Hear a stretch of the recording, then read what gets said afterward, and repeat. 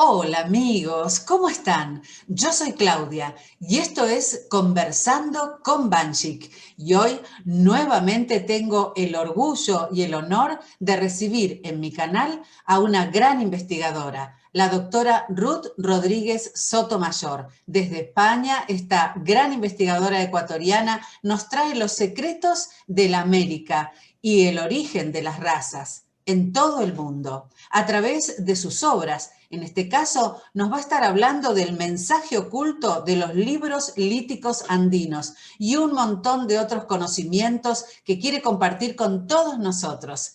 En la tercera parte de esta saga, estas entrevistas que estamos realizando con esta gran investigadora Ruth Rodríguez Sotomayor. Como les digo, para mí es una alegría, sobre todo la cantidad de visitas que tienen sus entrevistas. Así que difundan con sus amigos porque este material realmente es invaluable. Les agradezco de corazón la compañía y si todavía no te suscribiste, hacelo. Seguinos y activa la campanita para recibir las notificaciones. Bienvenidos a Conversando con Banchik.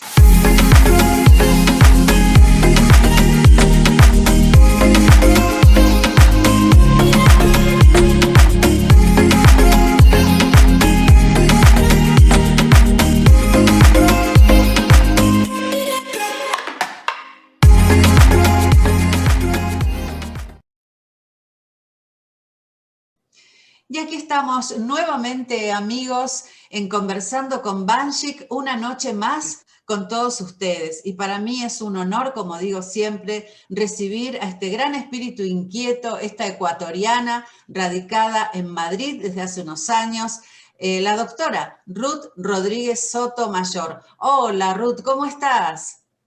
Hola, ¿cómo estás? Bien, sin novedades. Y muy contenta de volver a estar en tu programa. Bueno, para nosotros, como siempre digo, es un honor realmente recibirte y poder hablar de este tema tan apasionante que tiene que ver con la historia, la verdadera historia de América, esta historia que nos ocultaron, el origen de las razas, y bueno, todo lo que tiene que ver con cómo se fue poblando el planeta Tierra a partir de la llegada de estas razas americanas a distintos lugares. Y vos nos vas llevando en un viaje maravilloso, un viaje inesperado, donde nosotros descubrimos algunas historias y cuestiones que nunca nos enseñaron en la escuela ni en las universidades. Hoy vamos a estar hablando un poco del mensaje oculto, ¿no es cierto?, de estos libros, de los De libros los libros. líticos sobre América, y con mucha información que traes y que has investigado durante tanto tiempo, ¿no es cierto? Sí, es muy importante porque resulta de que yo misma me quedo admirada de haber llegado a traducir esos libros antediluvianos, ¿sabes? Y he podido confirmar que ya ahí estaban desarrolladas todas las ciencias, porque hay unos libros que son, por ejemplo, ahí en el Ecuador, son un tratado de astronomía, en que se ven todos los planetas, incluso aparece el planeta Nibiru en esos mapas estelares. Y Sí, ahí he descubierto pues que son esto, de, las tablillas donde son realmente sí, mapas estelares. mapas estelares, sí, de eso podemos tratar el próximo día, porque yo logré interpretar 6 tablillas de esas. Y es un conjunto de tablillas que son como 30, 40 tablillas, que las tiene un pintor ecuatoriano que se llama Estuardo Maldonado en Quito. Pero él es un coleccionista y él no ha estudiado nada, lo tiene ahí, lo exhibe. Y lo atribuyen, y el presidente Correa, como era amigo de él, le imprimió una obra a todo lujo, ¿ah?, en la imprenta de La Nación. O sea, le dio todo el apoyo, ¿sabes?, para que publicara esa obra, pero la titula Cultura Valdivia, raza madre de América, con el nombre ese falso que es de un colonizador hispánico, el que invadió Chile. ¿Ah? Entonces, pero que no se han hecho esfuerzos para estudiar qué cultura era la que tenía esos mapas. Entonces son mapas estelares en que se ven los planetas como son ahora, y que sabían ya que los planetas son esféricos para poder girar sobre sí mismos y alrededor del Sol, y tenían la tesis heliocéntrica. Entonces resulta que hay un maya que se llama Asura Maya, que es el autor de ese tratado de astronomía, que es el más grande de los astrónomos que ha existido y el arquitecto universal. Lo nombra Elena Petrovna Blavatsky, que es hijo del rey Casyapa, y los mayas son de la Atlántida. Cuando se hunde la isla, ellos se instalan en el reino de los Quitus y forman parte de la mayor parte de los estados de ahí. La mayor parte de los estados está formado por las etnias mayas. Entonces, pues ahí tenemos que Casyapa tiene una esposa que se llama Diti, con la que tiene a los daitias o gigantes. De eso habla Elena Petrovna Blavatsky, porque le revelaron todo ese conocimiento en la India y en el Tíbet. Es la única europea que pudo tener acceso a todos esos conocimientos, porque era una mujer que era vidente, tenía poderes místicos, era una elegida para recibir ese conocimiento. Ella nos habla de Atlántida. Si ella nos habla de los libros de la India y todo el simbolismo y la enseñanza de una filosofía que ella llama teosofía, claro, que es la sabiduría de los dioses. Entonces, pero es la enseñanza de los preamericanos, la filosofía religiosa que la enseñan en la India y la conservan ahí. Entonces, claro, ahí yo descubro, porque como en el Ecuador hay muchos nombres que son del sánscrito, entonces yo empecé a investigar por eso. Si decían que los preamericanos no han hecho viajes de navegación de altura, ¿cómo es que tienen nombres del sánscrito? Y entonces me puse a estudiar los Vedas, claro, y ahí descubrí todas esas cosas. Y me relacioné con las obras de Blavatsky. Sí. ¿Cómo llegas al estudio de estas tablillas? Porque hoy vamos a estar hablando de una en particular, ¿no? Sí, esa en particular. Sí, por eso te estaba hablando que hay muchas en el Ecuador, hay tablillas que es decir, son verdaderos libros líticos evolucionados. Por ejemplo, las piedras labradas de Ica son otro estilo de biblioteca, que tiene grandes conocimientos también de ciencias, arte, todo, y de cartografía, todo eso, ¿no? Y la piedra es la misma que se utiliza en la construcción de Tiwanaku, que se llama andesita, y en la construcción de las galerías subterráneas que atraviesan toda América, que de eso estuvimos hablando la otra en el otro programa. Claro. O sea que las cuevas de los tallos, mira qué interesante esto, las tablillas, las piedras de Tiwanaku y las cuevas de los tallos, tenemos la misma piedra, andesita.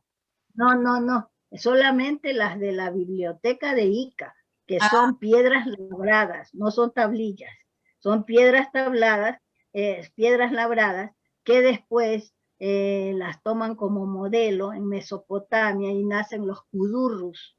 Tú has visto los kudurrus, que son piedras también sin hacer tablillas, sino con su forma así, en formato de piedra, pero es otra piedra allí porque es el basalto que utilizan en Mesopotamia.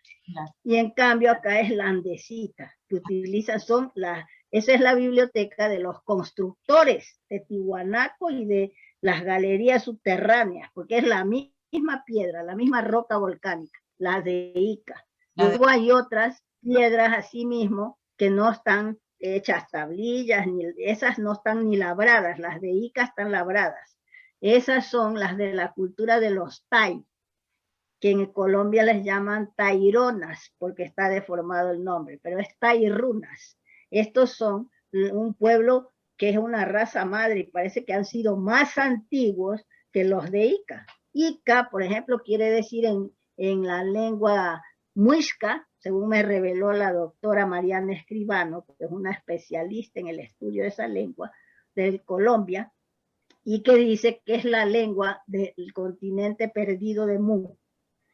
Son los sobrevivientes de Mu, los muiscas, que eran sabios. Entonces ella traduce toda esa lengua y dice que allí Ica significa piedra fundamental. Entonces tenemos eso. Luego, los Tai son también una raza madre, pero son más antiguos, porque las piedras son, no están labradas. Ahora te voy a enseñar, por ejemplo, aquí, que me mandaron para que yo hiciera un estudio, porque resulta que hay un cura que las ha recogido allá en Puerto Rico. Son una biblioteca enorme de miles de piedras, ¿sabes? Y yo he sacado copia de un catálogo nomás. Las piedras del Padre Nazario. Y tienen símbolos, hay unas que son como un esbozo de las figuras, o sea, de personajes y todo. Aquí esta es la portada. Y entonces dentro, verás, no son piedras labradas, sino que aprovechando, tienen como formas de crisálida, digo yo, ¿sabes? Y entonces hacen la forma de personajes que tienen turbantes y se ven, y es el cerebro de uno que interpreta, ahora te enseño. Claro. Que interpreta la simbología, es decir, la forma de esos personajes. Mira. Ah, sí, sí. ¿Y de qué antigüedad calculás vos que son estas piedras? Estas son anteriores todavía en millones de años de las piedras de Ica. Y que las piedras de Ica yo digo que son de otra humanidad porque hacían operaciones quirúrgicas, por ejemplo, de trasplante de órganos, sí, del trasplante de los hemisferios cerebrales que todavía no se hacen aquí en esta humanidad. Y entonces ellos ya lo practicaban y tenían... Ruth, dicen por ahí que son falsas, vos que lo venís estudiando. No, eso es la historia oficial, pues si ustedes prestan oído a los de la historia oficial que quieren mantenerlo impuesto por los frailes de la Inquisición que decían que los pueblos de América eran naciones salvajes, brutos, hordas sanguinarias, se quedan con eso ustedes, pues si creen lo que dice la historia oficial. Porque se ha hecho estudios. ¿Por qué no leen el trabajo del doctor Javier Cabrera de Arquea, que reunió esa biblioteca? Que lean eso y no presten oídos. Eso es como prestar oídos a los chismes sobre una persona que no puede venir a defenderse. Cuando se habla mal del hacedor del universo, por ejemplo, los devotos en los templos de la India dicen, si tú escuchas que están hablando mal del hacedor o del maestro, hay que levantarse inmediatamente y porque si uno presta oídos a esas ofensas que han hecho los inquisidores contra nuestros antepasados, entonces ya pues estamos de parte de ellos, claro, contribuyendo y afianzando esas infamias. Entonces, ellos son los que dicen que allí no había nada, que eran salvajes brutos. ¿Qué van a creer? Que esas piedras son auténticas, pero si se estudia lo que contienen, se da cuenta que es un conocimiento enorme de diferentes ciencias. Si eso lo presentaba Javier Cabrera de Arquea, que habían mapas de los continentes que habían, bueno, una serie de cosas, y otras, por ejemplo, de personajes que van montados en unos pájaros, que esas son unas naves que se llaman Sakuna, en la India, que eran en forma de pájaro. Y entonces están montados con un catalejo, miran a los dinosaurios, esos hombres, en las piedras de Ica. ¿Sabes? Es unas piedras, una biblioteca importantísima. Detenete ahí en lo que acabas de decir, que a mí me interesa mucho. En una de las piedras hay como especies de pájaros que en realidad en la India son naves y van con unos catalejos. Está montado un hombre en ese pájaro, y en la India también representan a un soldado montado así, están en una guerra, en una nave de esas, que se llaman Sakuna.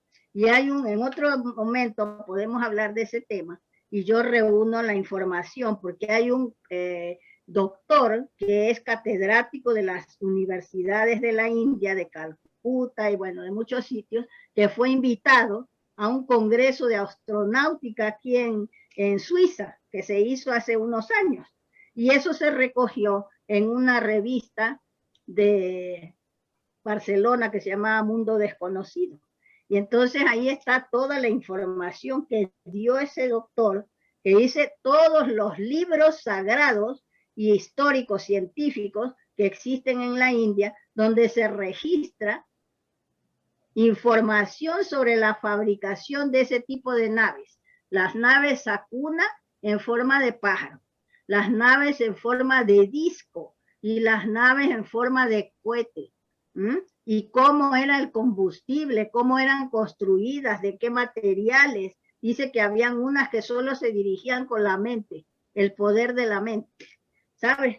Por ejemplo, en el Ramayana hablan que cuando venció Rama, a eso lo toco yo en un trabajo, generalmente no hablo yo de extraterrestres ni nada de eso, porque la historia oficial no acepta ese tema. Y entonces si tú hablas de eso, te califican como que tu obra es de ciencia ficción.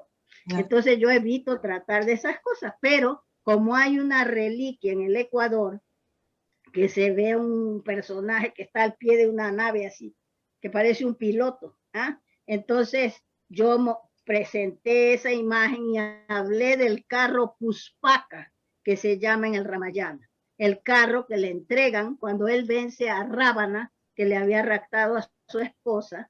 Entonces el hermano de Rábana, que era un buen hombre, un buen Raksasa, Vibhishana se llamaba, le entregó al señor Rama ese carro que era del señor Kubera, del dios de las riquezas, que se había apoderado Rábana de ese carro, que es una nave que era enorme, que parecía, dice, una ciudad.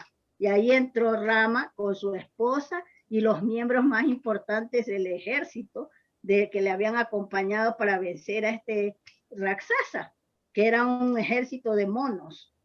Entonces dice que se elevó el carro, que era, dice, con un hecho de oro y cosas y piedras preciosas que refulgían. Bueno, se subieron ahí a esa nave y dice que él va diciendo por dónde van, se elevó en el aire y entonces iba diciendo por dónde iban, porque dice que era lejos la ciudad de Ayodhya, donde tenía que él ir, que era la ciudad del sol, porque él representa la dinastía solar de la India, los 4 hermanos que son igual que los 4 hermanos Ayar del Perú. Entonces, ahí se revela que existían esas naves, que les llamaban vimanas, pero tenían diferentes nombres. Dice que habían unas que eran para entrar dentro del agua, otras para entrar dentro de la tierra, y otras para elevarse por el aire. Y esas de forma de pájaro se llamaban Sakuna. Y en el Ecuador, un primo mío encontró un hallazgo en el patio de su casa, ahí en Cayambe. Y me invitó a mí, quería que yo vaya a quitarle el polvo, la tierra de lo que había encontrado. Mira, había una vasija que me regaló en forma de media luna, de cerámica. Pero en ninguna de las historias de la cerámica se ve ese tipo de vasija. Pero yo investigué y seguí para saber de dónde era ese tipo de vasija. Y encuentro en un sello de Babilonia que es un candil, ¿sabes? Resulta que me regala un hacha de 35 centímetros, que estoy haciendo un trabajo sobre eso, sino que necesito luz negra para fijar los símbolos que contiene, porque se ven, conforme tú le das más intensa la luz, se aprecian más cosas. Y ahí se ve, verás, primero hay un árbol, un arbusto hacia mano izquierda, y es un hacha de así 35 centímetros. Un arbusto, y allí arriba, en la copa del arbusto, está parada una nave de esas de pájaro, wow, en forma de, si es un pájaro con una cola larga, y el pájaro tiene, el rostro del pájaro es como de un mapache, pero tiene un pico con la lengua sacada. Y entonces encima de él es como los cuentos de las 1001 noches, que están sentaditos unos personajes en el lomo de él. cuando se ve los cuentos que van volando en una alfombra ahí en los cuentos orientales. Pues esto es parecido. Está la nave así y unos personajes con rostro de zorro están sentados ahí con unas máscaras de zorro. Y esas máscaras de zorro eran los chanchanes en el Perú, en el desierto costero peruano, que era la dinastía lunar, que son los mayas mismos que salen del reino de los quitus, de allí del estado de Laosí, y mandan un personaje allí al desierto costero peruano, que era el príncipe Nainlap, y él hace ahí su propio reino, y luego construyen la metrópoli de Chanchán. Y ellos tenían el símbolo del zorro, que representa la luna, a la dinastía lunar. Bueno, entonces ahí se ve esa nave, ¿sabes? Fíjate, y luego del otro lado hay otros personajes, un alto así, con unos tocados de plumas así, y luego en el centro hay como una pirámide, pero no como las de América truncada, sino como las de Egipto. Y está otro personaje con una escuadra midiendo la cúspide de la pirámide. Luego abajo se ve una tortuga, porque hay unas graderías en esa pirámide. Una tortuga, pero es una tortuga como de un animal, pero prehistórico, porque no es como las tortugas que conocemos. Bien, y la tortuga es símbolo, el emblema del rey Cayapa. Mira, y así por este lado del otro, del arbusto, en el tronco y todo eso, hay símbolos.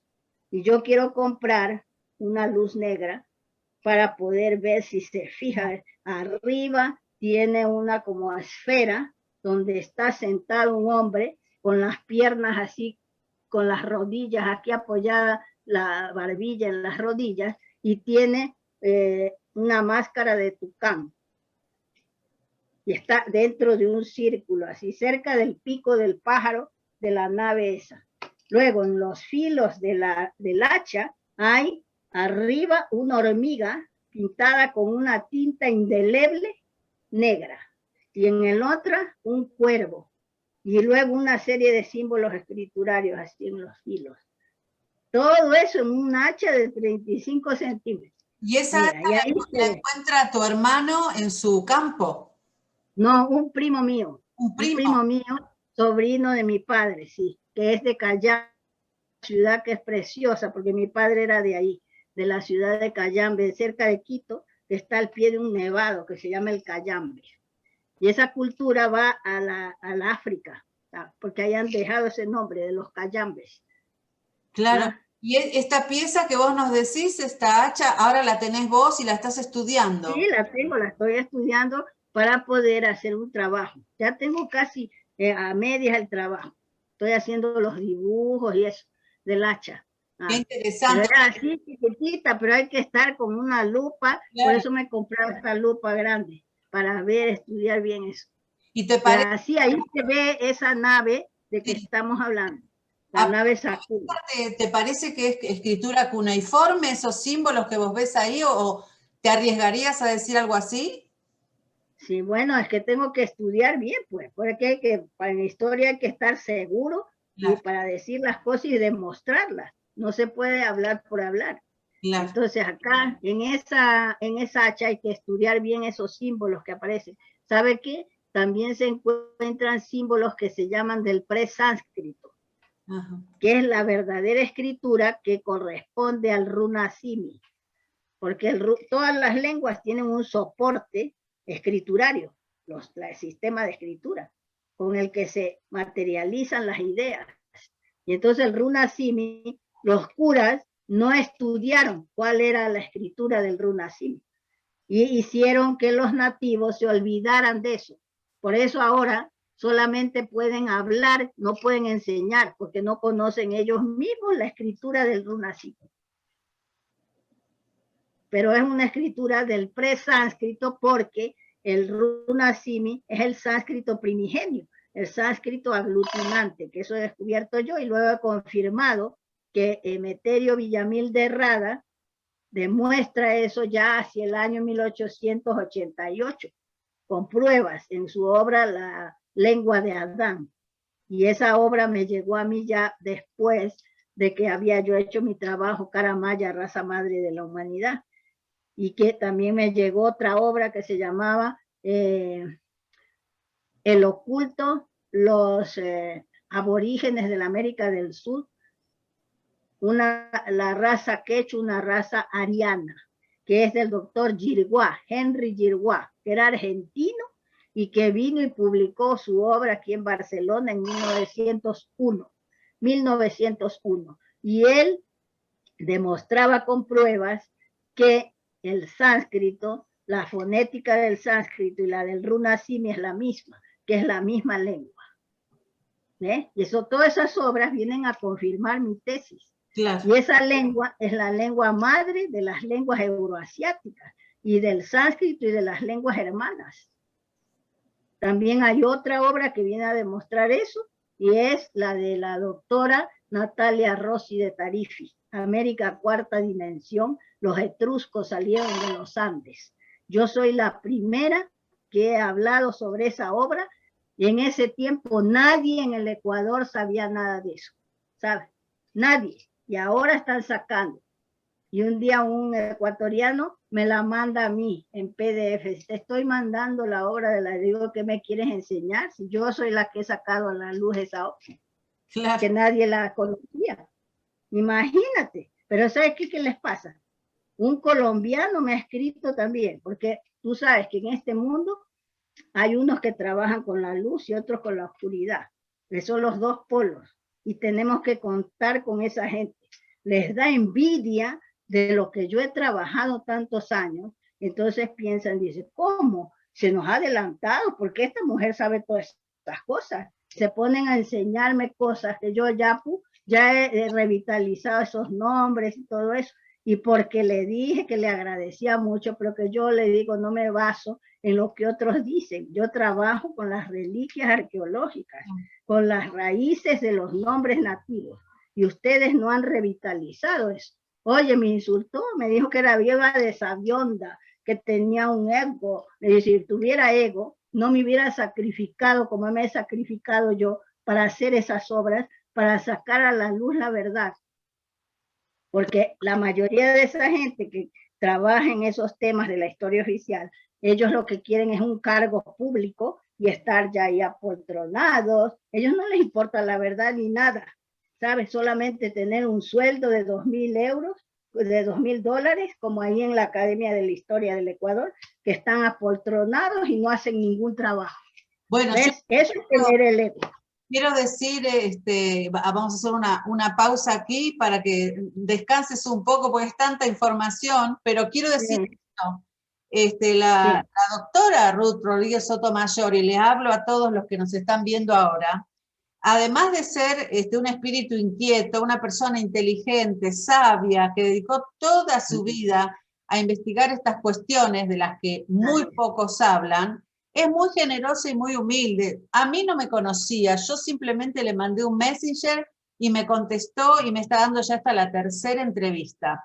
Cuando hay otros personajes que con muy poco menos información y trayectoria, a veces se hacen de rogar para difundir estas temáticas, ¿no? Entonces, esto hay que destacarlo y yo te lo agradezco tanto, ¿no? Porque este canal sirve para eso, para ir difundiendo todas estas investigaciones. Yo sé que te conocen en muchas partes del mundo, que te admiran y que te siguen, y lo confirmo cada día, ¿no es cierto?, con los comentarios y demás después de las entrevistas.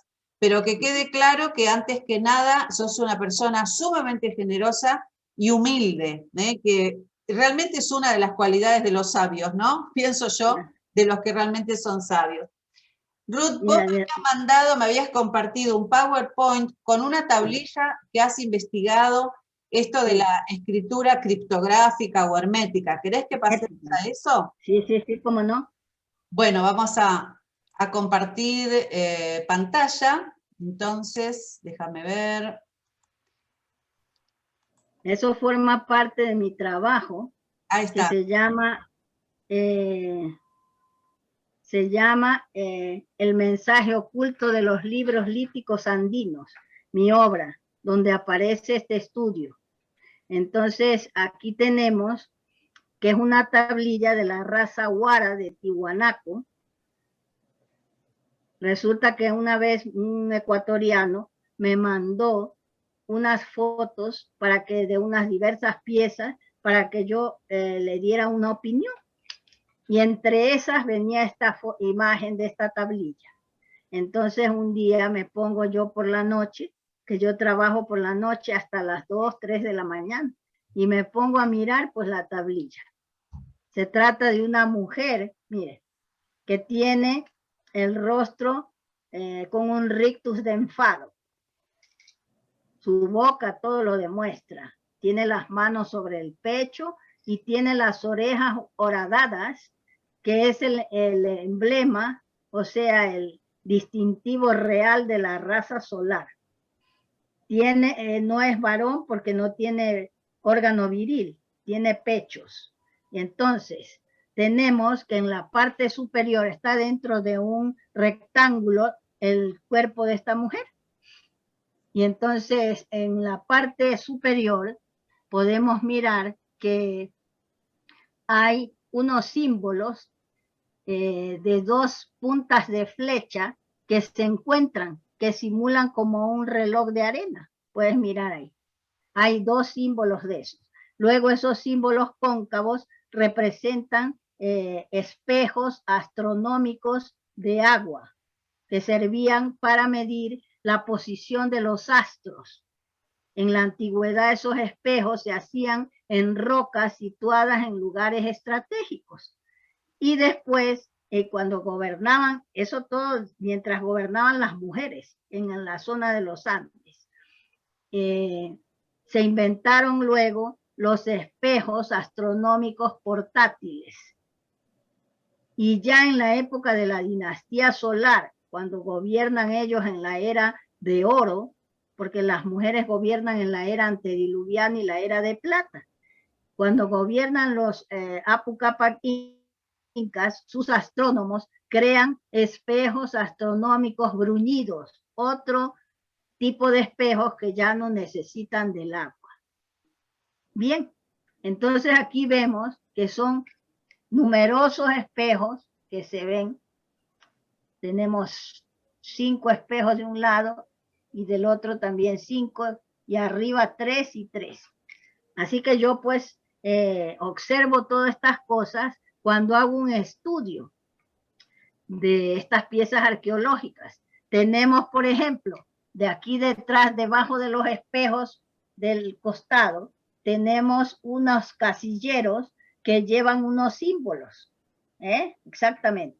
Y luego sobre la cabeza de la mujer, también en el friso del rectángulo, hay unos símbolos que ya se han borrado, no se ven casi, pero existen unos símbolos ahí, por las vicisitudes que ha sufrido la tablilla, se han borrado. Entonces, tenemos aquí en la parte inferior, también tenemos ahí unos casilleros con símbolos. Y abajo se repiten las flechas, las dos puntas de flecha, y podemos observar además que están presionando las caderas de la mujer unas flechas a ambos lados de las caderas. ¿Ves? Y entonces yo me dediqué a estudiar estos símbolos. Observé que las dos puntas de flecha, empecé a investigar y resulta que hay una estudiosa norteamericana que se llama Carol Patterson Rudolph, que se fue a vivir con los nativos de Nuevo México. Y ella descubre el símbolo, el significado de este símbolo de las dos puntas de flecha que se encuentran, que significa guerra, destrucción. Y yo descubro que en Babilonia tienen el mismo significado, pero ahí se perfilan un poco las puntas de flecha.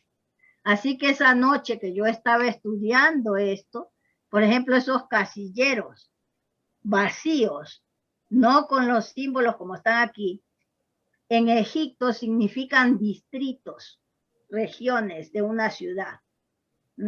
Bueno, así que esa noche se me ocurre darle la vuelta a la imagen y me encuentro de que cambian los símbolos. Esta reliquia, debo decirles, pertenecía, la había coleccionado el cura Crespi, el que había reunido cosas sobre las cuevas de los Tallos, reliquias de ahí que le dieron los nativos. Al morir él... Esta es la misma tablilla que la... Es la misma tablilla al darle la vuelta a la imagen. Totalmente. Los símbolos parece que se ven por detrás los espejos astronómicos de agua. Sí. Y arriba se perfilan las puntas de flecha y se transforman a como aparecen en el persa antiguo y en Babilonia. Y luego tenemos aquí, esto no se puede explicar si es se puede decir, la luna cuando se oculta, que hay ¿cómo se llama esto? ¿Un eclipse? Eclipses lunares. Cuando hay un eclipse, parece que es eso, que significa. ¿Qué cosa? Luego tenemos, aquí tenemos cuñas de escritura cuneiforme a ambos lados de la luna que yo digo que es. Luego, yo una vez le pregunté a una señora que era vecina de mi casa, le digo, ¿tú qué ves aquí? Dice, uy, parecen los gremlins de las películas de Spielberg. Entonces le digo, no, es un pájaro que se ve a ambos lados, que se llaman grifos, son pájaros sagrados de las culturas de Persia y por ahí. Mira, un pájaro que mira hacia la derecha con el pico abierto y el otro hacia la izquierda. ¿Ah? En esta y aquí se ven, anda guiándome esos son personas con cascos de guerra, son guerreros. ¿Y los pájaros serían los pájaros están aquí, mira, hasta la mitad, de que no tengo, no se puede, a eso. Mira, aquí puedes ver un pájaro con el pico abierto para la derecha y otro para la izquierda con el pico abierto. Se llaman grifos, ¿sabes? Son pájaros de las filosofías religiosas de esas culturas. Así que tienes aquí que parecía como un esqueleto, me dice la señora que yo le digo, así que porque ella no sabía nada de arqueología. Entonces, sí. Pero son símbolos cuneiformes, ¿sabes? Así que yo hago cálculos y mira, los casilleros, al dar la vuelta, se han quedado vacíos. ¿Dónde están los símbolos que estaban ahí? Claro. Y si tú le das la vuelta otra vez, vuelve a la misma imagen anterior. Ahí vamos. De la mujer, etcétera, etcétera, que hemos visto. Sí. Le das la vuelta y entonces yo fui a consultar con un artista, con un escultor español de prestigio y le dije, ¿cómo han logrado hacer esto? Entonces me dice, el artista ha empleado un sistema de un efecto de luces y sombras. Y es el cerebro de la persona el que interpreta todas esas cosas. Claro. Al darle la vuelta. Bien, entonces yo pues identifico ese símbolo de las puntas de flecha y lo descubro que tiene origen en Tiwanaku. Y se encuentra en las praderas norteamericanas, se encuentra en Nuevo México y de ahí pasa a numerosas culturas, de la Asia, de India, de todo. Bien. Representa guerra, ¿saben? Aquí el personaje central ha desaparecido y se ha transformado en otros símbolos. Dos grifos, aves de la mitología de Persia, y los espejos de agua solares astronómicos se ven como que estuvieran viéndose por detrás, ¿saben? Los casilleros que portaban fichas con símbolos aparecen vacíos y hay dos máscaras metálicas usadas por los guerreros persas y hoplitas. La siguiente diapositiva. Esta reliquia, cuando murió el cura Crespi, que era el que la había coleccionado, pasó a una colección particular norteamericana. ¿Y quiénes la vendieron? La orden salesiana, que se ha quedado con los libros de metales preciosos y se había quedado con esta tablilla y la ha vendido ahí. Y nadie la había estudiado y la he estudiado yo. Aquí vemos las puntas de flecha en Tiwanaku. Mira, encabezan ahí en Tiwanaku, en las praderas norteamericanas, en Nuevo México y en Brasil prehistórico aparece de estas formas. Y luego pasa, los etruscos las llevan a Italia, porque ellos son del reino de los Quitus, son los Turush, que en Egipto los registran como los Turush. Turush en runa simi significa turu barro. Turuchay, Turuchak, el que modela el barro, el ceramista. Y entonces aquí tenemos que también aparece, a ver, con los bereberes, que son los amazics. Espérate que tengo que ver con la lupa. Sí, los bereberes, en Creta, en el Minoico aparece también ese símbolo, en Chipre, en el lineal A y el lineal B, que ahí le han agregado una barra en medio, que yo pienso que significa tregua en la guerra, porque las dos puntas de flecha juntas representan guerra, destrucción. En el árabe meridional significa la letra Z. ¿Por qué? Porque generalmente las culturas que adoptaron los símbolos de América les cambiaron el significado. En el rúnico antiguo, mira. Y en los sabeos se parece al símbolo del Brasil prehistórico.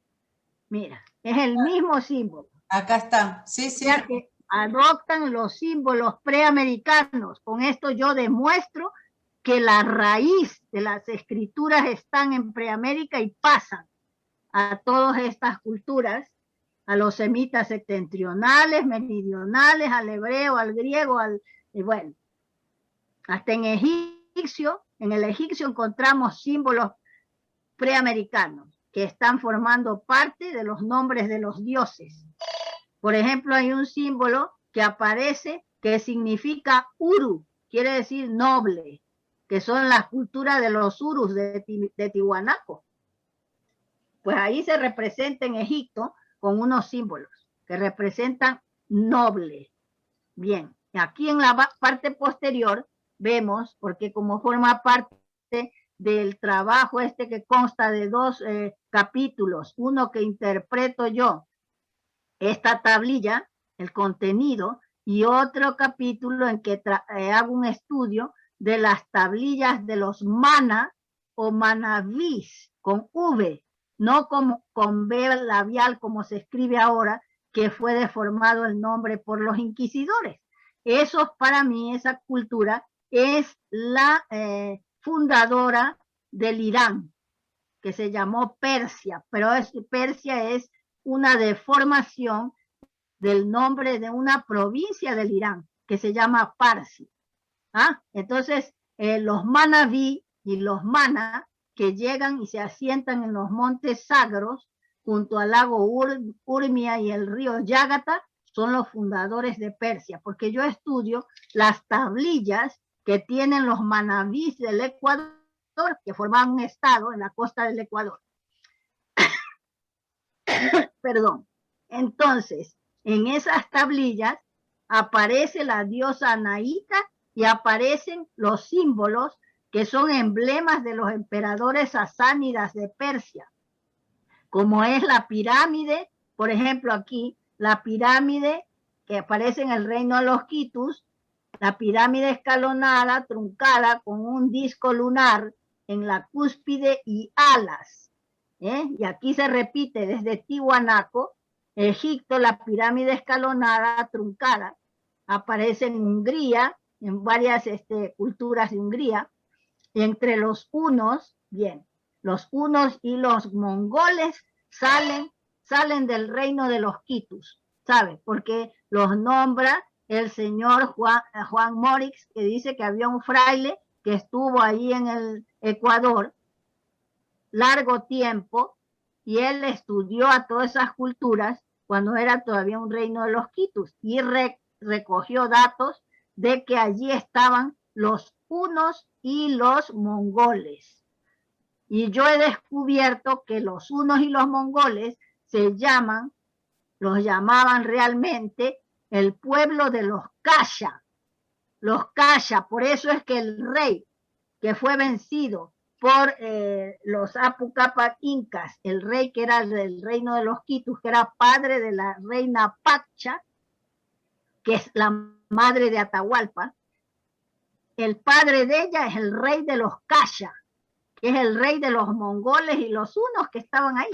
Por eso es que hay en Mongolia, ahora se llama Mirán, que se deriva de Mira, que hay un río que se llama Mira en el Ecuador.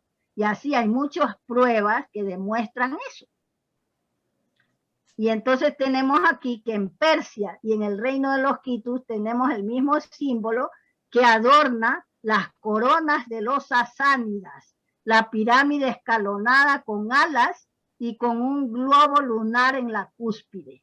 Bien, y también el corimbos, que es un cuarto creciente y una luna llena, que es el símbolo, el emblema de los emperadores sasánidas de Persia, y forma parte ese símbolo de esa sílaba que tanto utilizan los neófitos para llegar a la iluminación, que se llama sílaba Om, pero no se llama solo así, sino que se llama Omkara, con K, Kara, que es de los Karas, porque los Karas han ido hasta la India y se consideraban una cultura de abolengo, ahí en la India, y en Egipto también, porque eran los estrategas de la guerra y los contrataban en el ejército para que formen parte del ejército egipcio. Y hasta la reina Hatshepsut tiene un nombre secreto que se llama Maat Kara, que son los caras o carios, como hasta ahora en Paraguay, donde ellos hicieron un estado que se llamaba el estado del Paranapur. Todavía se llaman caras o carios allí. Ahí se confirma, y ellos fueron a Asia Menor y fundaron la Caria. Y eso es lo que no quieren aceptar aquí en Europa, porque a los preamericanos los han expulsado de la historia universal. Yo quise establecer una relación de amistad para conversar con un señor apellido a Diego, que se ha encargado, un hombre joven, que es investigador ahí en Cataluña, que estudia, que dice que ha descubierto el sistema de interpretar los símbolos de la escritura de los caras o carios. Entonces yo le escribí para decirle del trabajo que él presentaba, que habían símbolos ahí de Tiwanaku y que los caras eran de Tiwanaku. Entonces, ¿sabes qué? No me contestó nada la carta, ¿sabes? Porque son gente arrogante, todos estos estudiosos de aquí de Europa. Desprecian a la gente de América, a los historiadores de allí. No nos respetan, ¿sabes? Y esa es una también de las cosas que yo critico al gobierno de mi país, que eso sucede porque permiten y preparan a gente allá para que vengan a trabajar de servidumbre aquí a España. Ya no es ningún mérito vivir en España, venir a España, porque viene ese tipo de gente que abandona los campos, son gente humilde, que pueden hacer ese trabajo allá, no venir a humillarse aquí, porque tenemos tantas riquezas que yo considero que a nuestros compatriotas no se les debe permitir ir a humillarse a otro continente, cruzar el Atlántico para venir aquí al océano, para venir a trabajar de servidumbre. Entonces la gente aquí no nos respeta porque nos ponen a todos en el mismo saco. Así que pasa eso, ¿sabes? Y yo descubrí pues muchas cosas al estudiar, profundizar, y entonces allí, mira, la diosa Naita, que es la diosa de las aguas y de la luna en Persia, se la puede representar como una mujer guerrera virgen o como una madre. ¿Y qué pasa? Erich von Däniken, cuando tomó fotos, tú revisas los libros de él, En el oro de los dioses presenta la imagen de una mujer con un gorrito y con alas y con un niño en su regazo. Es la misma diosa Naita, porque la imagen que hay en Persia también es de la misma mujer, pero que no tiene descendencia, es decir, no tiene niño así en su regazo, sino que está con dos leones a ambos lados, que representa, es el emblema del linaje lunar. Y es una guerrera y tiene alas, también igual que la otra imagen, pero esa es una guerrera virgen. Y entonces tiene un gorrito también, un tocado así, similar al que aparece en la reliquia del Ecuador, que presenta Erich von Däniken, pero él no sabe qué significa. Y entonces yo presento y pruebas de que es la diosa Naita con el primer rey del linaje lunar, porque los sasánidas de Persia son del linaje lunar. Y así es la misma imagen de la diosa Naita. Y luego el nombre Anaíta pertenece al Aymara. Es el nombre de una gema que solo existe en Bolivia. Fíjate. Así que todas esas cosas presento en mi obra. Yo invito a los seguidores de Argentina que adquieran mi obra, el mensaje oculto de los libros líticos andinos. Ahora va a salir una segunda edición en que ha aumentado yo el estudio de 5 tablillas más del estado de los Huancahuiscas, en el Ecuador, donde estaban los Nachan, que eran los grandes escultores mayas. Y entonces ahí se ve que también las mujeres ahí han registrado temas de astronomía, desconocidos totalmente por los historiadores oficiales. Y yo he podido descubrir el contenido de esas tablillas, utilizando el sistema de cómputo maya, como vamos a ver ahora.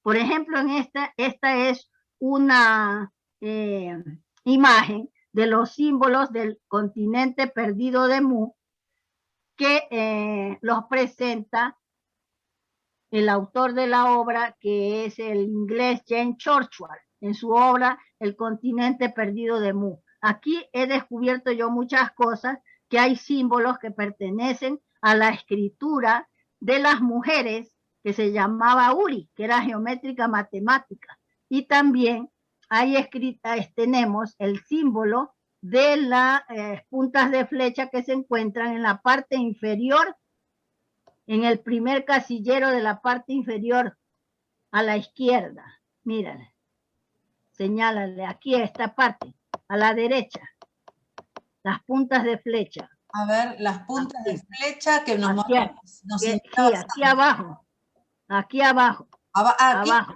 ¿Estas? Allí es, ahí están.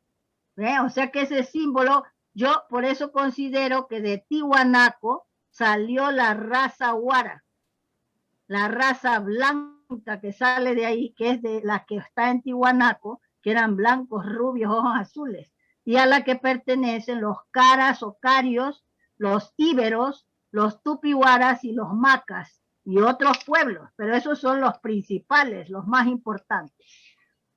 Por eso está ese símbolo ahí, que en Tiwanaco se utiliza, ¿sabe? Y que representa guerra. Luego tenemos también la escritura de Pitágoras sobre el origen de los números y las figuras geométricas, que son estos triángulos con puntitos que están aquí debajo de la serpiente de la izquierda.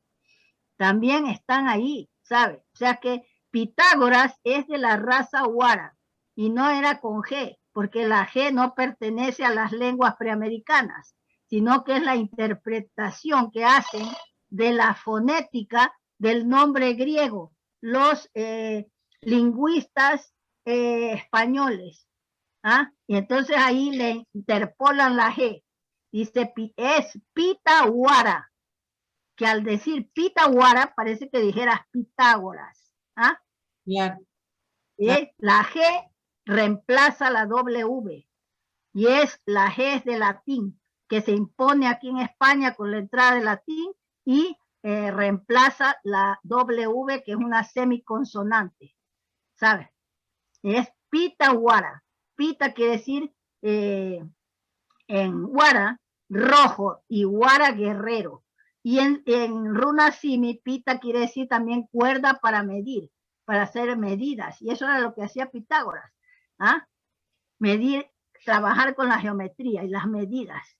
Y entonces acá tenemos también arriba los símbolos, por ejemplo, pertenecen a la filosofía religiosa preamericana de la comunidad cósmica y comienza con un círculo solo, por ejemplo aquí, que está él, no sé si ha recogido los símbolos en forma así desordenada, porque tiene que ir este primero. En la escritura Uri está primero este, que significa cuando el creador del universo, el dador de la vida, está descansando en las aguas primordiales. Todavía no crea nada y está recostado sobre la serpiente Ananta o Cesa, que eso coincide con el Popol Vuh, porque los mayas han llevado ese conocimiento a la India. Y allí en el Popol Vuh dice que Tepeu, rey del universo, está antes de crear recostado sobre la serpiente Ucumat en las aguas primordiales. Cuando él se hace presente para crear, aparece el círculo con el punto en el centro. Ahí es cuando él se manifiesta. Y cuando desde el punto del centro se divide en dos, el círculo representa los dos principios del creador del universo, que son el principio femenino, que es el que crea, y el masculino, que fecunda la idea de la creación. Cuando ese círculo se divide en tres, que ese falta ese símbolo ahí, es que representa las tres cualidades que en la India se llama Sachit Ananda Vigraha, quiere decir sabiduría, bienaventuranza y eternidad, y que en la cultura maya se dice Chipi Kakula, Kakula, Raxa Kakula, Kakulha, Huracán, el sonido trascendental. Las tres cualidades del hacedor del universo, los tres rostros de él. Cuando del punto del círculo, de este punto de aquí del centro, surge estos cuatro que forman esa cruz, que es así como tiene que estar la cruz, dentro del círculo, porque si está fuera es un símbolo fálico. Tiene que estar dentro del círculo, eso explica Blavatsky. Representa las cuatro energías, los señores de este universo, que son los que se ocupan de nosotros, no el creador. El hacedor está en el mundo espiritual y no hay que molestarlo haciéndole pedidos, porque él no es un supermercado. Hay que pedirle a los hacedores, a los que están gobernando en este mundo, que son los dioses por parejas, femenina y masculina, del agua, del aire, del agua, del aire, del fuego y de la tierra. ¿Ah? Entonces, eso representa esa cruz dentro del círculo. Cuando esa cruz, esas energías se ponen en actividad para crear, entonces aparece la esvástica, que aquí está fuera del círculo. Porque este señor Chorchward ha sacado los símbolos, hacía lo que le daba la gana a él, pero no, eso tiene un orden y va dentro de un círculo, esa esvástica. Eso significa que las cuatro energías se han puesto en actividad para crear. Y Hitler se apoderó de ese símbolo. ¿Ah? Así que eso es lo que tenemos aquí. Y luego, eso me ha gustado explicarles, pero no viene en la cuestión de la tablilla. Era para enseñarles aquí, pues, de que aquí figura el símbolo de las puntas de flecha enfrentadas. Aquí abajo. ¿Ah? Abajo, claro. O sea que es un símbolo que proviene de Mu y allí pasa a Preamérica cuando se hunde ese continente. Luego también Le Plongeon, cuando estuvo en Chichén Itzá, que era un explorador francés, descubrió el mausoleo del rey, del príncipe Kai, que era hijo de un rey Can, que era del linaje maya, los reyes Can. Entonces había allí una estela con una serpiente de 12 cabezas que representaba los 12 linajes mayas que precedían al gobierno de esos reyes Can, que se dice que eran como 9 o 12 reyes, y entonces los mayas antecedían a su linaje. Y decía que los mayas habían fundado una colonia en Mu que se llamaba Mayax, o sea que eran contemporáneos. Los mayas son de la Atlántida y estas culturas de los huaras son de Mu, igual que los muiscas, que se conserva en Colombia su lengua. Bien. O sea que, Ruth, estás diciendo que son contemporáneos. Entonces... Contemporáneos, que dice que eso dice Chorchward, recoge eso de Le Plongeon, la historia de este explorador francés que descubrió esto de los reyes Can, y entonces dice que en Egipto y en Japón se hablaba de esos reyes, y hay un linaje de los Can en el Ecuador, ahí donde te digo que están los manabís, sí. Y entonces los curas deformaron el nombre y les pusieron Cancebí, donde se produjo el terremoto hace unos 5 o 6 años por ahí, o 7 años, no me acuerdo, ahí en el Ecuador, en la zona de Manabí, allí, en esa provincia, ese era un estado, y ahí estaban los Can, se escribe con KH, es decir, K''AN, Can, son los príncipes Can, que también van a, mira, que se parecen a al príncipe Nailab, que fue al desierto costero peruano y es de los chanes, que van allí, son los mayas o chanes, y transforman el desierto costero peruano construyendo canales de regadíos de miles de kilómetros que todavía se utilizan.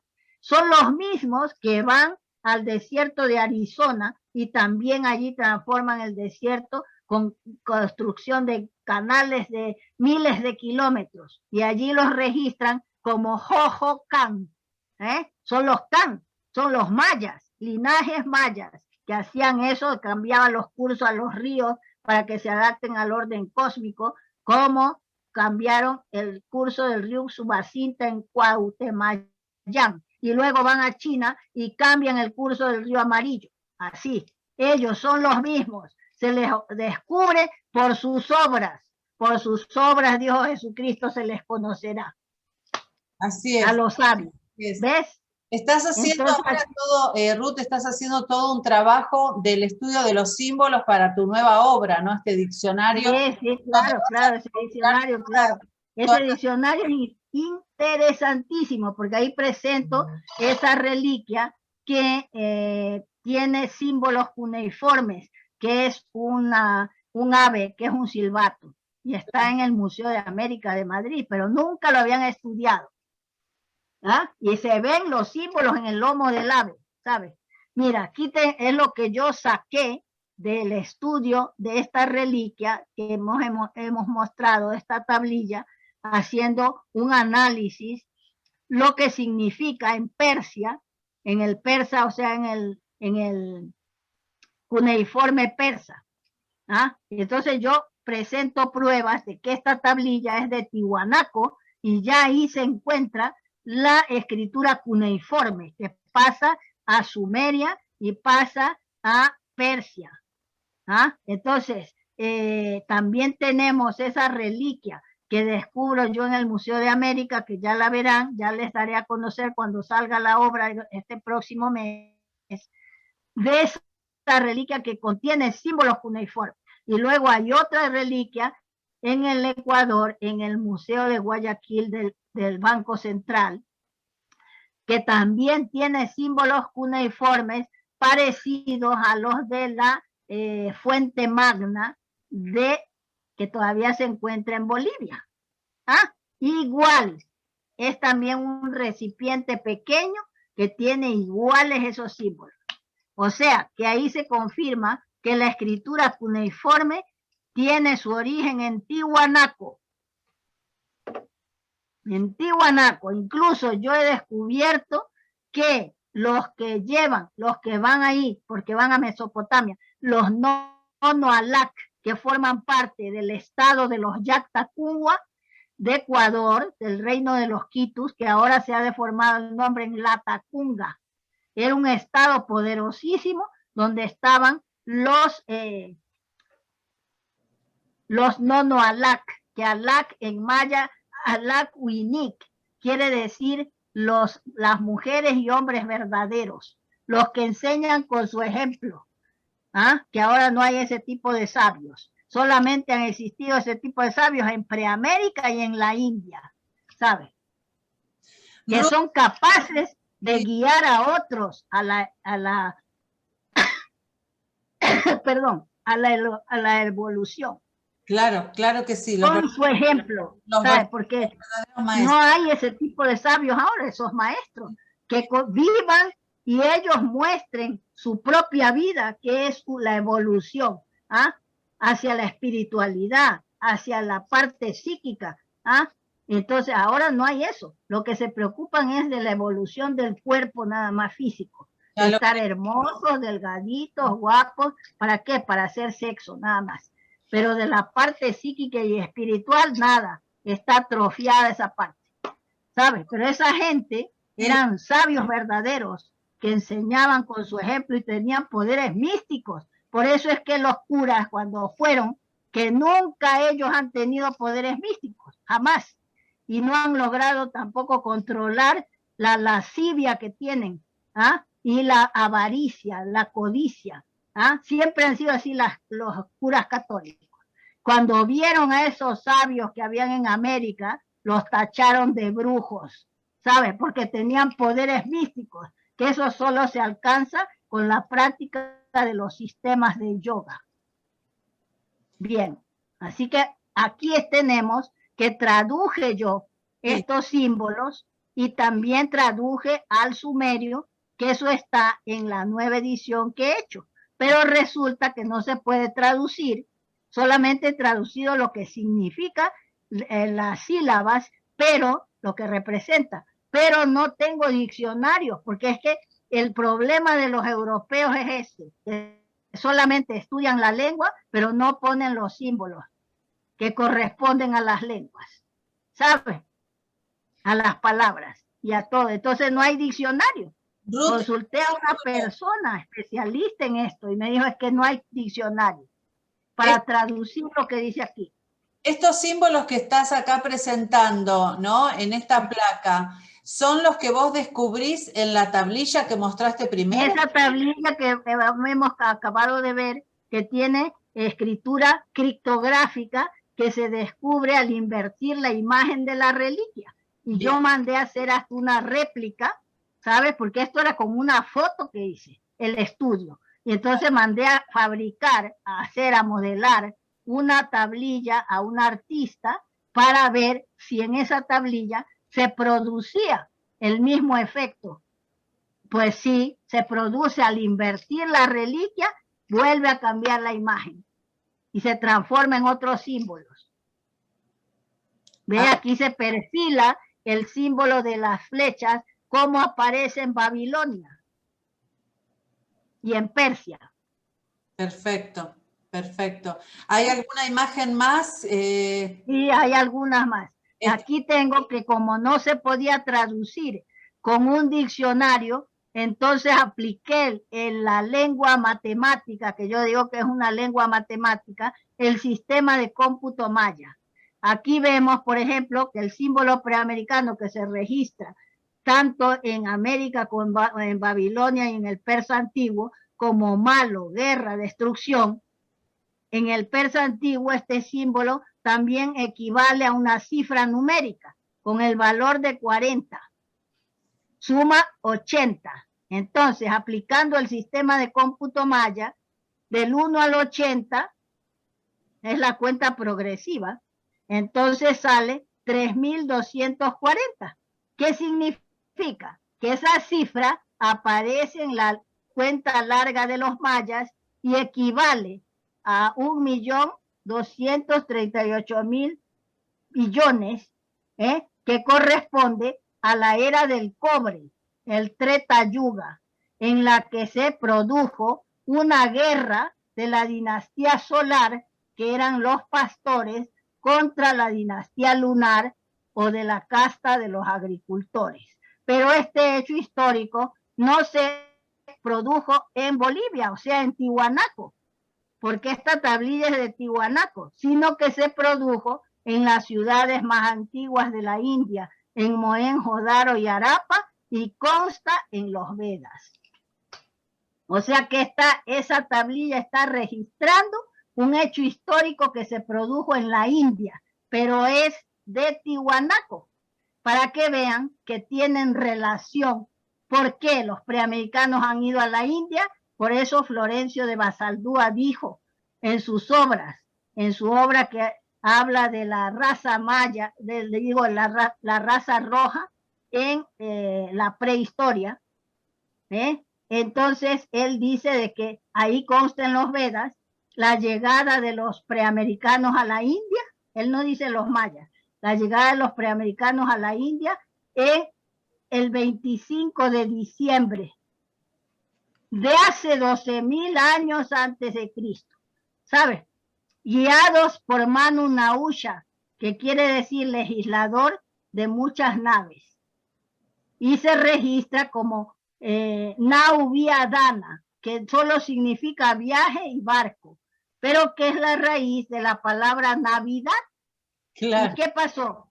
Ese tiempo se celebraba, se conmemoraba ese hecho, en la llegada, el arribo de los preamericanos al Indostán, y se ha olvidado. ¿Por qué?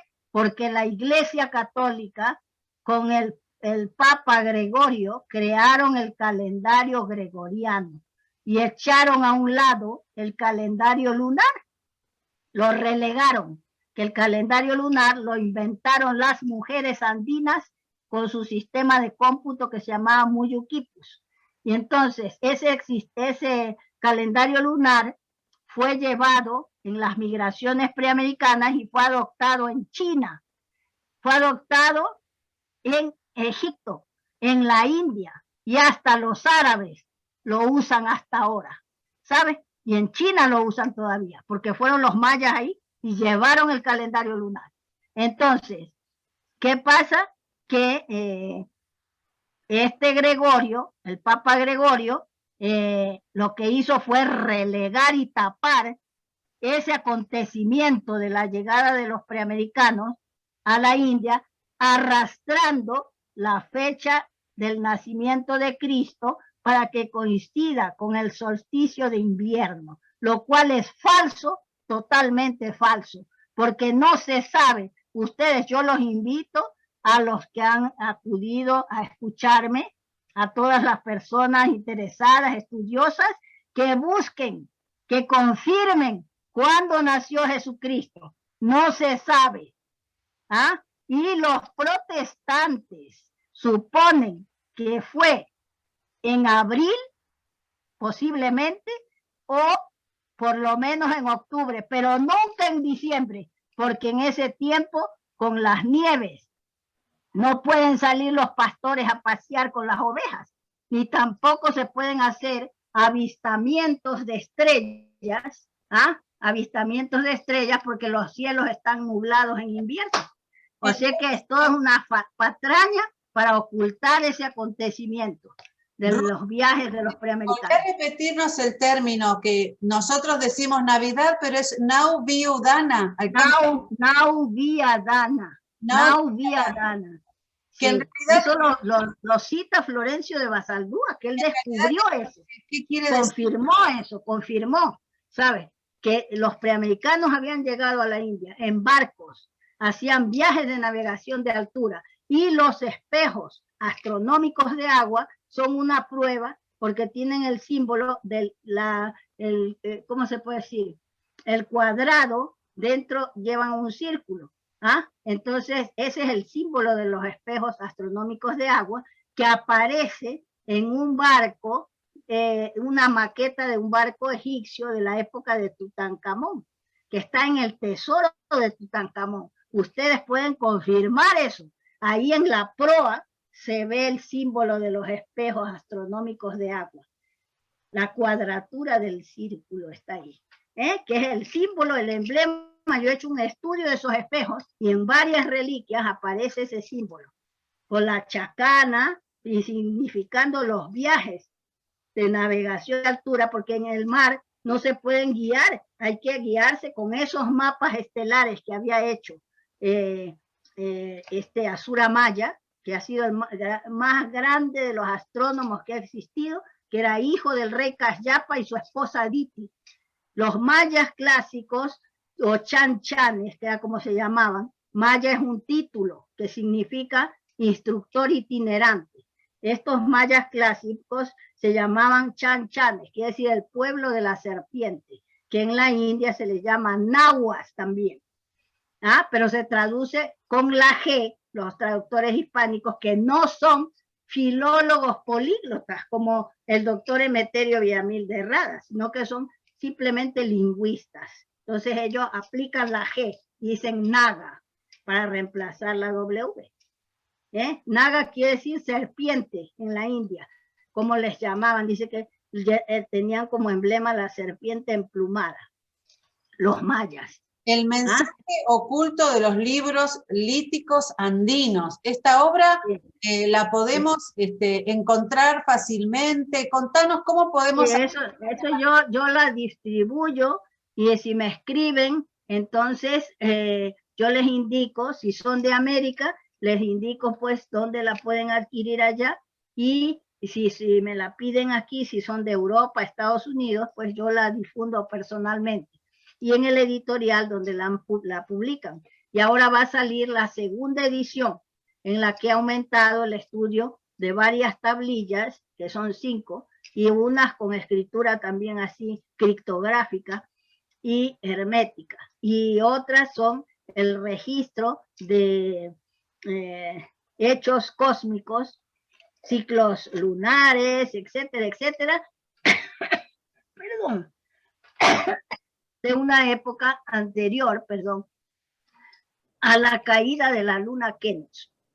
Y ahí ya se explica la llegada de la otra luna, porque está el símbolo de las dos esferas contenidas en un candelabro. Si es que es interesantísimo todo eso. Muy interesante. Me quedé pensando también en el símbolo de la chacana, para otra vez que nos encontremos, ¿no? Porque debe ser podemos hablar. También muy rico, ¿no? Con una historia también. Sí. Vos sos especialista en todo esto que tiene que ver, no solo con la historia antigua y la historia real de América y de las razas por el mundo, sino también los símbolos. Yo creo que el que conoce la simbología es como estudiar ciencia. Claro, es la llave que abre la puerta del conocimiento, ¿no? Aquellos que conocen la simbología, ¿no? Claro, porque es que los símbolos de las escrituras son los que nos permitían a estas culturas registrar todo el conocimiento enorme que tenían, porque si no hubiera existido sistemas de escritura, se hubiera evaporado todo eso, esos conocimientos. Lo que pasa es que los frailes inquisidores no se preocuparon, rechazaron el estudio de los sistemas de escritura, que eran el sistema de escritura Uri, geométrico matemático, que era de las mujeres, exclusivo de ellas, con la tinta negra y roja que habían creado ellas. Luego, la escritura cuneiforme, que la exhibe la raza de Tehuara. Luego, la escritura pictográfica, que eran como pinturas, y eran sabios los escribas, no como ahora que cualquiera puede escribir ABCD. En ese tiempo tenía que tener una memoria formidable para poder registrar en su mente todos esos símbolos con sus significados y ser un artista para poder esculpirlos o pintarlos. Luego había escritura jeroglífica que la exhiben las culturas maya y la cultura Rapanui de la isla de Pascua, que se llamaba Tepito Teenua, el ombligo del mundo. Bien. Luego hay la escritura fonética. Quiero preguntar de la isla de Pascua, ¿esa es la escritura rongo? ¿Digo bien? Sí, claro, se llama escritura Rapanui. Las tablillas se llaman rongo.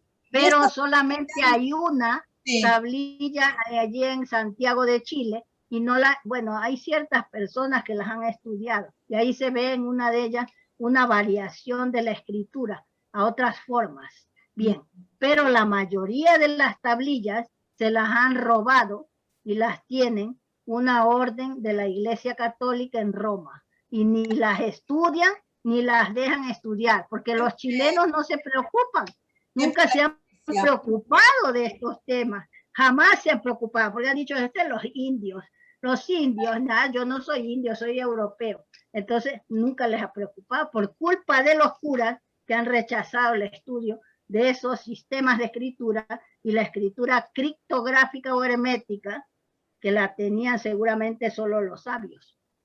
Entonces nos queda más que claro que la escritura comienza en América, es prediluviana y que luego va a ser de alguna manera la hacedora de conocimiento en otras partes del mundo, ¿no? Sí, porque mira, hay diversos tipos de libros. Primero están los libros líticos, las piedras labradas, tablillas, como estamos viendo. Luego vienen los libros de la época de la era de plata, que son de las mujeres, que son los mantos de Paracas, que expliqué la otra vez, que no se llaman mantos, se llaman tancas. Y son también libros en formato textil.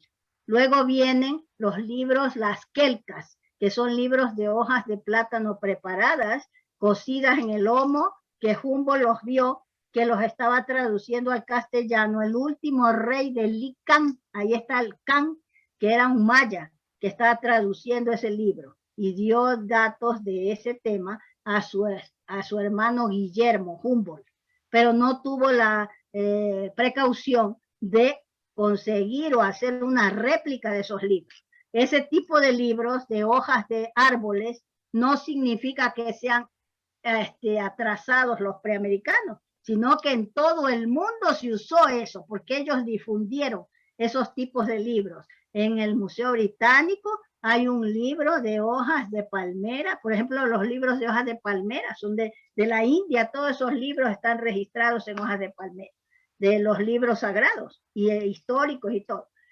Y Blavatsky dice que esas son las copias y que tienen los originales a resguardo de manos impuras en construcciones subterráneas y que son en metales preciosos, de plata, oro, cobre, bronce, etc. Bien.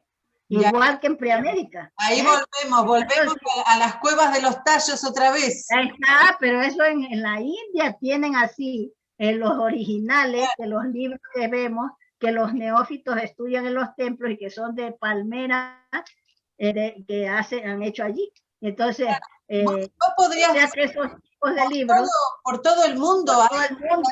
Por todo el mundo llevaron ese sistema. Luego tenían los preamericanos el tipo de libro en formato de rollo, de corteza de abedul, de una cultura que se llamaba Chippewa u Ojibwa, que estaba en el estado de los Huancahuiscas de Ecuador y después emigró hacia el norte y ahora vive en Estados Unidos, vive en lo que es Norteamérica, los Chippewa u Ojibwa, que eran unos sabios a los que les debemos también el sirope de arce, el arroz que llamamos, que los norteamericanos llamaron, los ingleses anglosajones que invadieron allí Estados Unidos, han llamado arroz salvaje y lo han comercializado.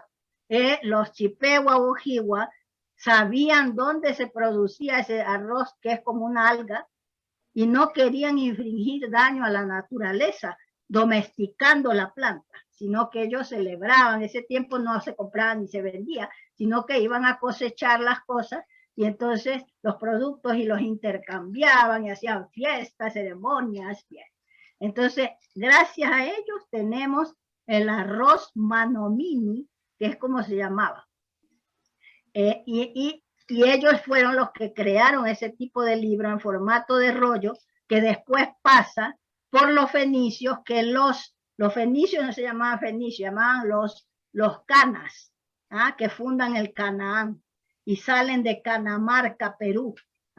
Ellos llevan el libro en formato de rollo, lo traen acá a Europa y Asia y lo venden porque eran grandes comerciantes y traen el tinte indeleble de la cochinilla, que era el rojo púrpura para las ropas de los griegos y todo eso, las togas, la toga romana, bien. Entonces ese tinte lo traen los que se llaman canas de verdad, porque fenicio es que en el corredor sirio existe esa palabra, y los griegos lo que les llamaban era poeniques, que también tiene raíces de las lenguas de América, de Pou. Pou quiere decir Pou de Powali, sistema de cómputo de los aztecas y mayas. Amoxpoua, eran los sabios bibliotecarios, bueno, eran unos sabios que se dedicaban al comercio, grandes matemáticos, los canas que fundaron el Canaán y salen de Canamarca, Perú. Así que el libro en formato de rollo se hace famosísimo aquí y lo utilizan los griegos, egipcios, hebreos, todo bien. Y se difunde hasta los hebreos, los compran ya cuando aprenden ellos a leer y a escribir.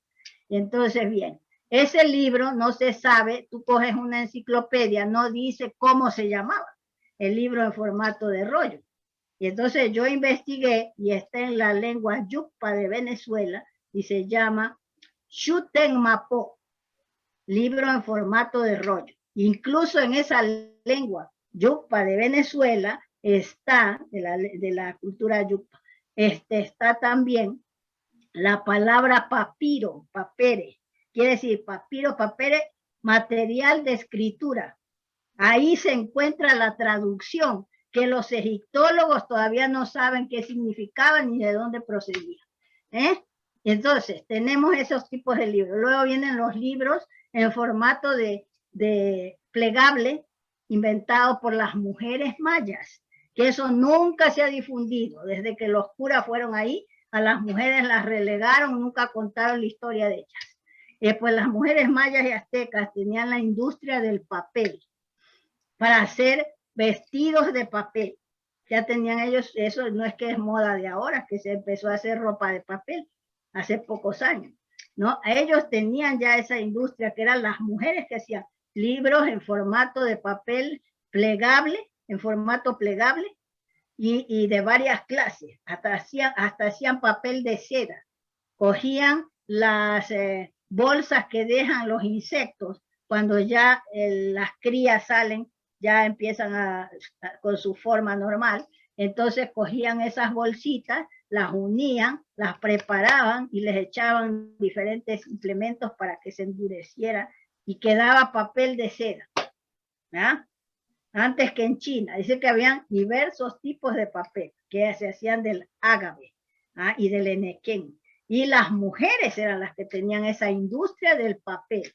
Pero tú ves los libros que hacen la National Geographic, yo he visto, que decir libros mayas. Entonces tú ves, los hombres los pintan, los dibujantes de esta editorial haciendo los libros a los hombres. Y eso es falso. Eran las mujeres las que hacían ese tipo de los libros en formato plegable y con ilustraciones y escritura jeroglífica. Y luego ya vienen las tablillas de madera, los libros de piel, que también comienzan en Tiwanaco, también habían libros de piel. En México también hay de diversos libros y culturas que utilizaban libros de piel. Y luego en Estados Unidos, en las praderas norteamericanas, ahí se ve que se distingue la escritura de las mujeres y las de los hombres, que lo mismo sucede en Babilonia, pero ahí no quieren reconocer los que se han volcado a estudiar lo de Babilonia, que son los alemanes, ingleses y norteamericanos, pero saben que la escritura allí de las mujeres estaba separada de la de los hombres. Y allí en Preamérica también era así. Tenían su sistema de escritura que se ve en los libros de piel de las praderas norteamericanas, ¿sabes? Cuando hablas de libros de piel, ¿te referís a que utilizaban la piel de los animales, el cuero? Sí, de piel de bisonte y de búfalo. Y tenían pinturas de sustancias minerales, animales y pinturas que hacían ellos, se inventaban. Y hasta con la sangre también tenían, hacían, también escribían. ¿sí? Tenían de diversas pinturas que guardaban en unas bolsitas de cuero, las pinturas son recipientes, y tenían pinceles de pelo ¿cómo era? Bueno, de un pelo de un animal de ahí, de la zona de las praderas, de antílope, de pelo de antílope, ¿ves? Y con eso hacían los pinceles, también esculpían algunos libros, por ejemplo, los esquimales tenían piezas de marfil de morsa con escritura pictográfica, ¿sabes? O sea que ninguna cultura de América no tenía escritura, como han dicho los españoles. Todos. Eso es falso, son los curas estos perversos que difamaron a nuestros antepasados. Todos, sean nómadas o sedentarios, era una América muy culta, una América que nos prohibieron conocer esta historia y que a través tuyo y de tantos años de investigación, querida Ruth, es un placer para mí escucharte. Yo aprendo muchísimo escuchándote. Cuando terminamos de hacer la entrevista, vuelvo a escucharla aún. Hay tanto. Y ustedes tienen, como son más jóvenes que yo, y tienen más posibilidades que yo. Y cuando yo no esté, tienen que ir a los lugares donde se conservan esos libros y hacer un documental, que eso nunca se ha hecho. Yo he querido hacer, pero no me han prestado el apoyo esos ministerios del Ecuador que son solo cuevas de ladrones. Porque ahora yo te conté que están expoliando a la gente de los institutos educativos. Ahora hago yo una protesta aquí de los institutos educativos particulares. Desde que estuvo Correa ahí, dice que se tenía odio con los rectores propietarios, quería destruirlos.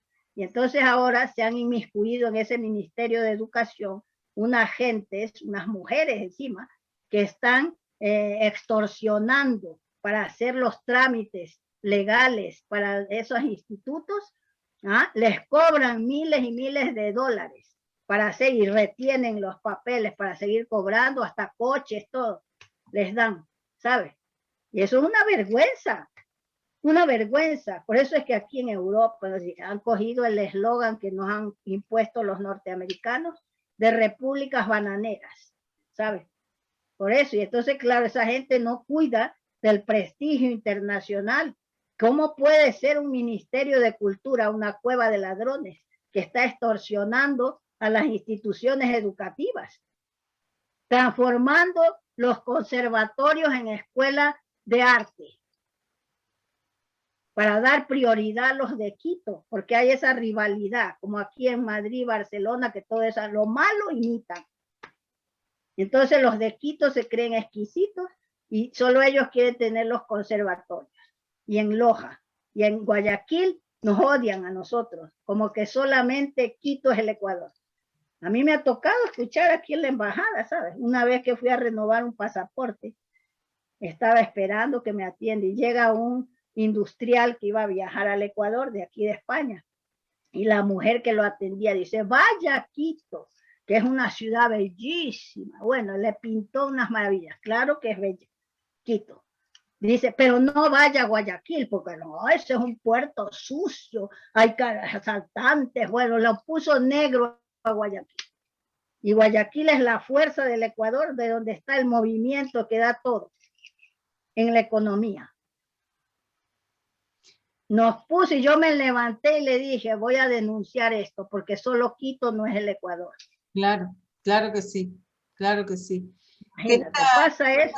Vamos a pedirle a los dioses que nos den una mano para poder hacer este viaje soñado por toda América, nuestra querida América, y poder filmar, ¿no es cierto?, y tener esa documentación de todo este legado ancestral que nos han negado, ¿no? Los sistemas de creencias, la iglesia. En todo tu relato, a cada rato mencionás la censura infame de la iglesia, ¿no? Pero bueno, pero por suerte... Ellos se cogieron eso, que era la Inquisición, pues. Pero por suerte tenemos a nuestra maestra Ruth Rodríguez Sotomayor con toda su obra. ¿Cuántos libros ya tenés publicados, Ruth? Publicados solo tengo 9 libros, pero tengo 50 obras. Ahora, de esos 50, por ejemplo, había unos que eran ensayos, que los junté, los que eran todos del Egipto, y salió esa obra que se llama Relaciones Ancestrales de Preamérica con Egipto, ¿ah? Que había hecho varios trabajos y los uní.